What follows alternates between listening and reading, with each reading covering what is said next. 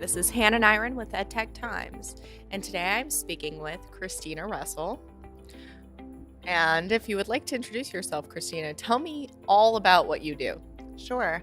My name is Chrystina Russell, and I work with Southern New Hampshire University, and I'm heading up our global education movement, where we're educating refugees and host community populations and helping them earn a fully accredited U.S. bachelor's degree from Southern New Hampshire University. We've got an incredibly exciting year this upcoming year because we're expanding to Kenya, Malawi, Lebanon, and South Africa, as well as continuing to support the work in Rwanda. So incredibly excited, especially as refugees perhaps are one of the biggest, if not the issue of our times, to really leverage educational technology to bring degrees to some of the planet's most deserving populations. So, as part of this program, you spent a lot of time in Rwanda, you said? Yeah, so prior to coming to Southern New Hampshire University, I actually worked in Rwanda with our partner there, Kepler. So I've been on the partner end of the work, which is really great because now working with the university, I think I can do a great job supporting our partners who work with us on the ground to make sure that this all comes together and students can earn the degree. So I was living and working in Rwanda for 3 years and launched the campus in Kigali in 2013, and then in Kiziba refugee camp in 2015, and then subsequently came to SNHU to figure out how can we scale this model and serve more learners. So you have a very close perspective on what these people are going through. I do, yeah. I'm not sure if any of us who haven't been refugees can ever fully grasp what that experience is about. Trust me, I've tried. Yeah, but I think through really knowing the students, many of them at a quite individual, personal level, I've certainly come to learn a lot more, both for empathy, but more importantly, to think about how do we design a program and think about universities becoming flexible to students rather than asking students to mold themselves to us. That's a really good point.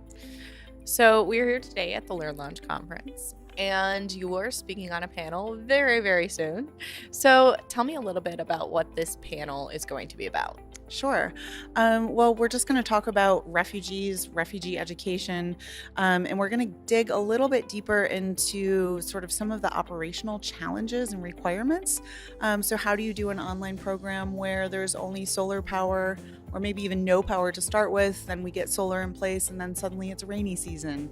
What happens when our batteries melt down that are connected to that solar power? How do we work and train local talent to make sure that SNHU has a degree program that, yes, meets the high U.S. accreditation standards, but also that's relevant to students because jobs are a really big part of our metrics in how we measure success. So we're going to talk about employment, we're going to talk about the operational issues, and also just about how to be good learners and teachers, learn more as we keep going and modify the program to our students and make sure that students get really high quality teaching and what some of those models look like. Great. So what do you think some of the most important skills and tools refugees coming from other countries might need if they're to gain employment in, say, the US or Canada or some country that is safe for them to escape to? Yeah, sure. Well, this is one place where Southern New Hampshire University's College for America, or CFA as we call it, competency-based degree really comes into play. We created this degree not only with academics, but also with employers. And we asked them to tell us, what do you wish your graduates had? What skills are needed? So we hear that students need more work with taking initiative, with critical thinking. This is not the information shortage time. Students and employees are faced with massive amounts of data. So what do they do with that? How do they synthesize it, present it? How do they know that it's valid? How can students do quality Excel and PowerPoint presentations? And more importantly, how can students be ethical in a really complex, changing, and sometimes unethical world. So our degree has really been molded to what employers say that they want. So we're off to what I think is a head start in a lot of ways. This is not a big theory-based degree. I think it's our job to really measure students along the way and see what skills they have and what we need to help them with in the employment realm. I think also helping refugees understand what they do bring to the table. So in a country where there's a lot of negative rhetoric a lot of times around refugees, around immigrants, really bringing the stats to the forefront that refugees and immigrants become really key economic contributors to our society over time. They're much more likely to become entrepreneurs and to run successful businesses over the long term than those of us who were born here. And so we want to help employees who may have been refugees in the past understand that. And then also there's a certain level of resilience and grit in a refugee employee that you just won't find elsewhere. Right. So it's about finding the skill gaps, and it's also helping our students, soon-to-be employees, understand how does their life experience help them bring a lot of great qualities to the workplace as well. Yeah, that's great. So I don't know if a lot of people really discuss this when it comes to education for refugees, but, they're not just someone from a cush background going straight into education. It's someone who is currently dealing with probably a lot of trauma, and they're trying to gain skills, and I feel like,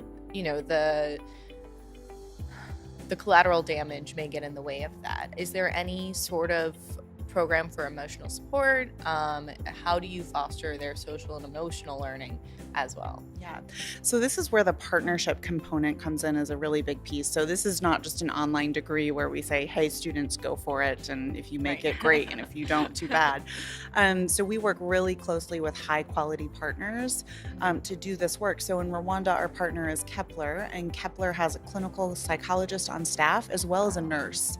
And that's a really key component in helping students through. Lunch is also served on the refugee camp campus as well as the campus in Kigali. And our partners in South Africa, Scalabrini, our partners in Kenya, Malawi, JWL, our partners, American University of Beirut, they tend to take that same philosophy as us, that learning is not just about the content, right? It's about some of the things that you're talking about. How do we overcome trauma? How do you work through a family member being sick? How does nutrition play into education? So we really look for partners that help us provide those services on the ground. Kepler is a great example of doing a phenomenal job on both the nursing and counseling front as well as the nutritional front. And along with that is some of the sort of extracurricular activities that maybe don't come along with online education. So there are sports clubs involved, and all of that we know helps students deal with stress, become more resilient. So really, the way that we address that is, again, through the on-the-ground partners who are doing an amazing job providing and working through that support, and having coaches who really talk with that about students. Coaching isn't just about academic content. It's about, okay, yeah, yeah, let's see what's happening and why you're not doing this. And we get into a lot of life issues in that space as well. I do want to highlight, though, that we hold our students to really high expectations. And I think that's a secret sauce of kind of really tough love, but very high expectations. Because if we also say, oh, well, you're a refugee and you have trauma, so therefore you can't do X, Y, and Z. That's not going to do anyone any favors. It doesn't, yeah. So it's really striking that balance of very firm, high expectations, helping the student meet their potential in that way, and then having the supports along the way to enable them to meet that potential. Well, great. I'm so glad that you're doing that. This is a really important issue right now, and there are many people who need your help. Thanks, we appreciate it. It's Southern New Hampshire University is a special place. I think there's so much going on right now. There is. We're doing, this is only one project of so many amazing things. But the institution takes on a fair amount of risk with doing this work. And I'm not sure you'll find a lot of places that are willing to do that. But for us, it's more about let's do what's right. And we'll handle that risk and we'll handle those challenges as they come along. Great. Well, thank you so much for speaking with me today. Yeah, thanks, Hannah.